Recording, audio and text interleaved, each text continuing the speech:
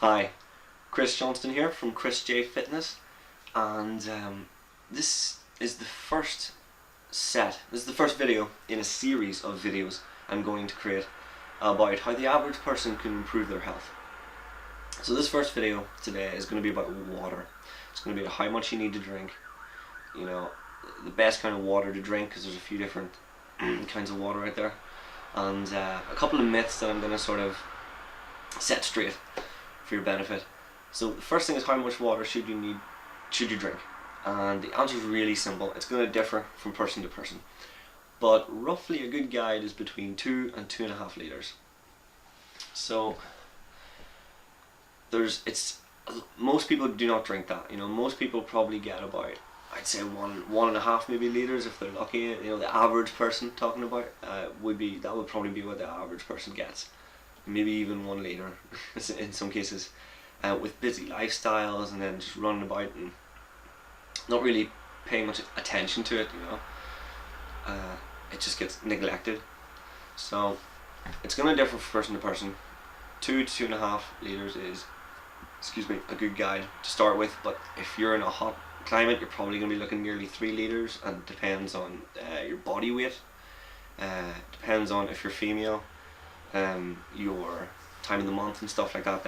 It all kind of impacts how much water you need. So that's the first thing. The next thing is the best kinds of water.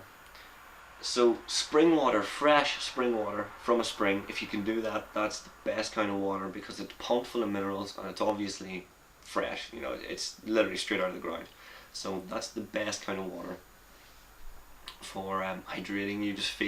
You feel a lot better. You feel the difference, you really do.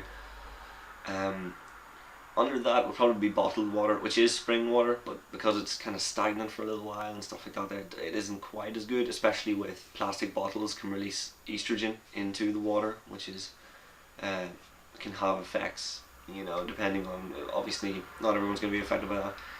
It's minute detail, but filtered water, if you have a water filter in your house, then definitely use it for everything. Or if you are willing to get one, I would definitely get a water filter. Again, it makes a huge difference.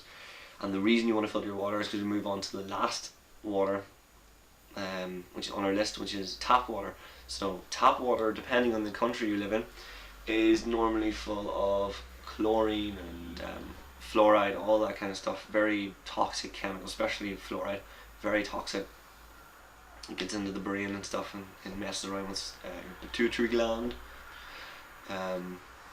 So yeah, those are the kind of what you want to be looking for. Fresh spring, bottled or filtered, ideally. If you can't do that, tap water is certainly better than no water, but I would definitely stress going for the cleaner kind of waters.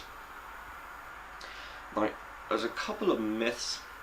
The first myth is, you hear this all the time, where the human body is this X percentage of water, that percentage of water.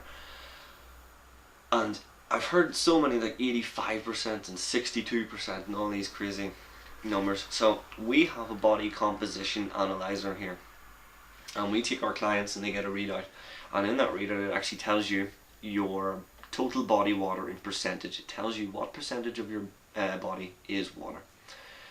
And we find that the average person coming off the street, fresh client, could be like yourself, just wants to improve their health, but they're just living in like an average lifestyle. And we find that they're pretty much always between 40 and 45%. 40 and 45%. The minimum that we recommend for health is 50%. So now that's the minimum. So you can see there where the average person isn't even meeting the minimum requirement that we would or the recommendation that we would recommend. But so that just shows the scale of the problem. We recommend between 50 and 70% total body water. So there's one myth I wanted to spell. So the next time somebody says, 62%, you can say that's going to vary between person to person. So it depends on how much water you drink, obviously. So yeah, that there's that, and the only way to tell your body water is to basically, as far as I know, is to do a body composition analysis, which you might not be able to do too easily. It's just keep drinking. Another thing is the clear pee. Your pee stutter is the method I tend to use when it comes to hydration. If my pee is going yellow, I tend to think, okay, well, I need to drink more water. And that can actually be a sign of overhydration as well. So just be careful with that. It's definitely a good system to use, but it can mean overhydration. So be careful with that one. It is quite hard to overhydrate. It's actually very, very hard to overhydrate. The only people that tend to get any kind of damage from overhydration are people that go for long endurance exercise, very long, and you know what I mean, like marathons, you know, that kind of thing. If they overhydrate, then they do a lot of exercise then, and there's a big massive drop in sodium in the blood because of all the sweat. So there's how that happens. Yes, the last myth that I'd like to dispel is tea and coffee dehydrates you. This isn't true. Although caffeine has dehydrating effects, because you still retain most of the water, because it's not all caffeine. There is water in tea and coffee, so you actually do get hydrated that little bit.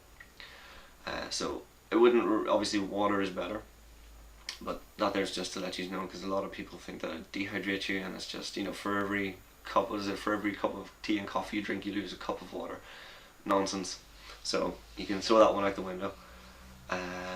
Yeah, so I think that's it. So how do you actually fit in drinking 2 to 2.5 liters? Because it is kind of hard when you're living a very busy lifestyle. I know. So the first thing you can do is have the intention, have the focus there, because when you focus and intend something, it tends to be a little more probable that it's going to happen. So what you can do is you can get a big 2-liter bottle of water, and you can basically just try and drink one of them in a day, and you just keep filling it up with your filtered water or your spring water, and just keep drinking that every day. And if you feel you can't drink a whole 2 liters to start, because it can feel weird at the start or whatever, or maybe you just, you know,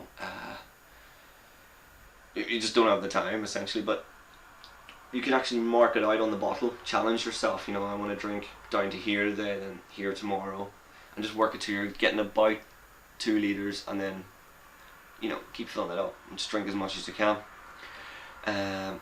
Another thing, I actually just carry one of these around. Is actually a shake for like protein powders and all that kind of supplement things. I just actually carry just one of these around with me all the time, full of water, full of spring water, so from a bottle, unfortunately.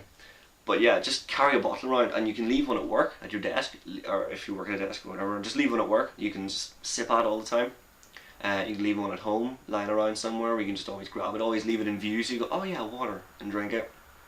You know, leave another one in the car. Leave one in the car. That's a really good one, because people, just, you know, they can drink it while they're waiting at the traffic lights, or, you know, anything like that. So there is ways of fitting it in there, and it's having the awareness of it, which is the first real obstacle, and the focus, and to remember about it essentially. And water is really important. There is not a single system in the body that doesn't include water in the process at some point. So that's why it really is important, and the feeling you get from being hydrated is really good. You feel so much more energetic. Your body can flush out toxins. It can bring nutrients to the cells in your body. So it really does make a big difference to how you feel. So, excuse me. I would say, you know, try that out for a week, and you will feel the difference. When you make it a habit, then you know, that'll be it, installed into your, hardwired into your everyday life, and you'll feel the difference. So yeah, I hope that helped in some way. If you have any questions, leave a comment and I'll answer them for you. Well, try to.